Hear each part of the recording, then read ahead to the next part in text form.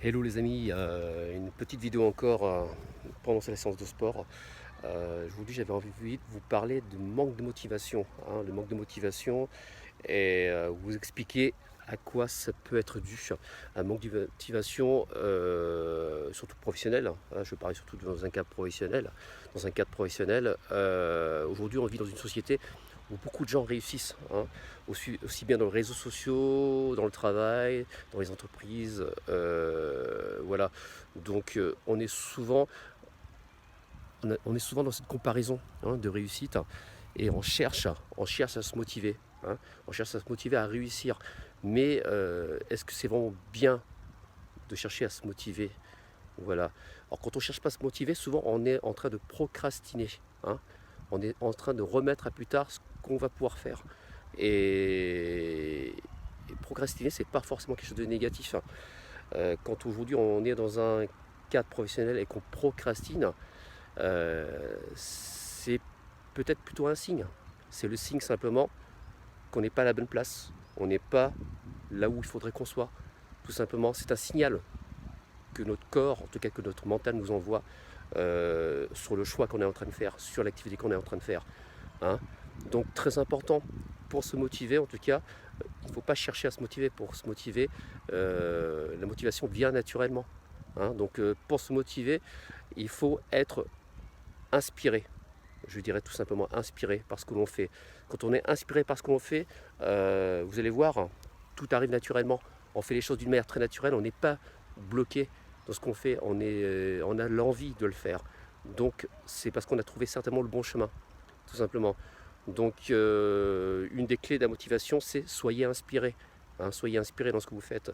Et vous allez certainement réussir à vous motiver.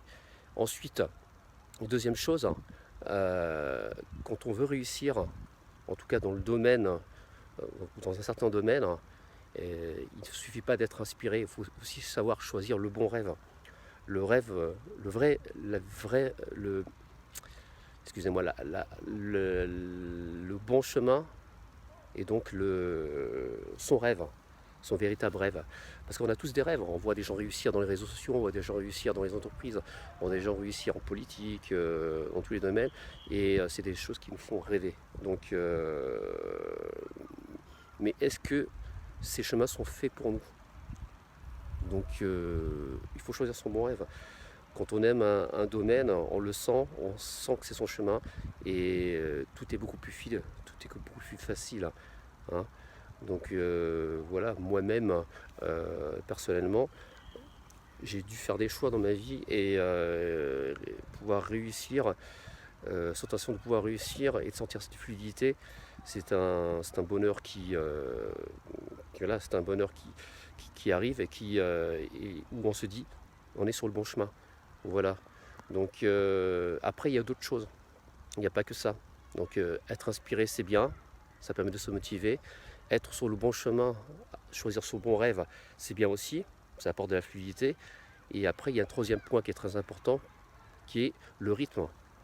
Forcément, si on est inspiré, on a choisi le bon rêve et qu'on est sur un rythme qui n'est pas qui est pas le bon rythme,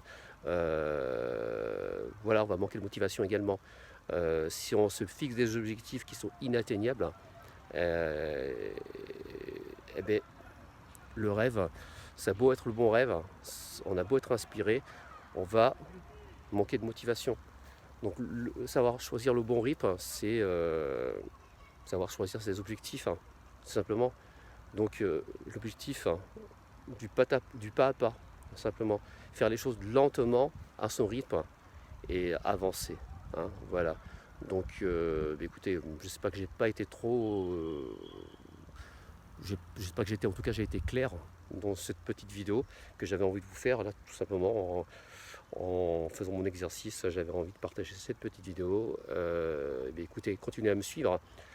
Et je vous retrouve très bientôt pour la nouvelle vidéo dont je vous ai parlé la dernière fois sur l'amour et les domaines concernant l'amour. Et je vous dis à très très bientôt, excellent week-end à tous. Bon samedi, bon dimanche. À bientôt, je vous embrasse.